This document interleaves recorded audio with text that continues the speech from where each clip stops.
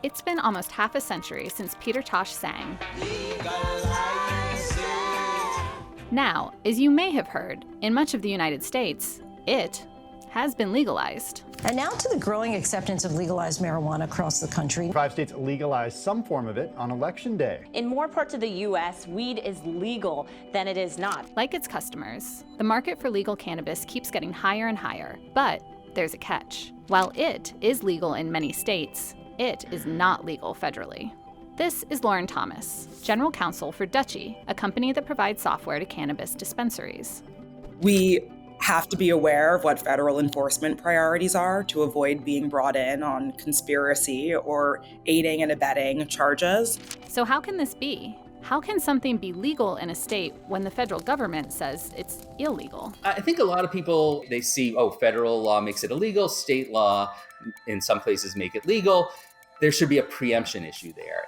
Jay Wexler is a legal scholar who teaches cannabis law at Boston University. And preemption is a legal doctrine that comes into play when a federal law conflicts with a state law. Article 6 of the Constitution says that federal law is the supreme law of the land, which means that if you have the federal law and the state law and they conflict, and you can't do both at the same time, the state law falls away and the federal law is the one that governs. But Wexler says that when it comes to cannabis, preemption is not the legal doctrine we should be paying attention to. And that is because of this other quirky provision of the Constitution known as the 10th Amendment, which the Supreme Court has basically interpreted to say that the federal government cannot require states to do certain things or force them, or the legal doctrinal word that we use is commandeer the state. This means that the federal government can't force states to arrest cannabis users and sellers who comply with their state laws, but they also can't block the federal government from enforcing its laws either. They could send federal agents into every house all over America and just start arresting people for smoking weed. But federal government doesn't have those kinds of resources, and it doesn't have the will to do that. But there once was a time when the federal government did have the will.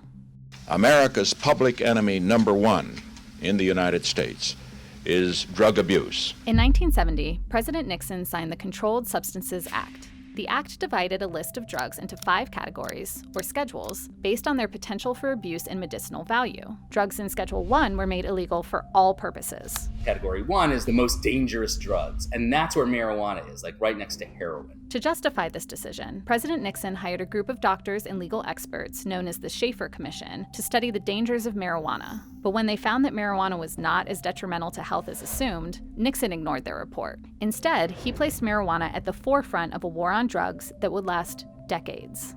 The enforcement of these laws have absolutely disproportionately impacted communities of color and continue to do so to this day.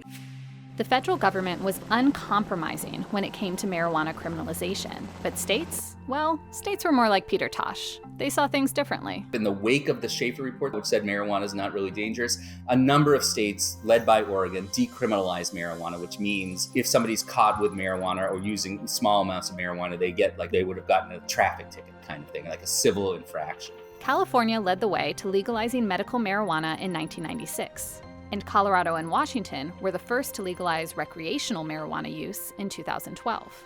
State law is only preempted by the CSA if it is physically impossible to comply with both state and federal law. States, knowing this, have carefully crafted their medical and recreational marijuana laws. With their carefully crafted laws and the 10th Amendment on their side, remember what Professor Wexler said about commandeering the state? States were able to legalize marijuana and avoid federal preemption. Free at last! When people hear, preemption is not a problem, they might think, okay, so then the federal government's not really important when it comes to state marijuana businesses or state marijuana use. And that's not true, because lots of our daily activities and the activities of businesses are regulated by federal law.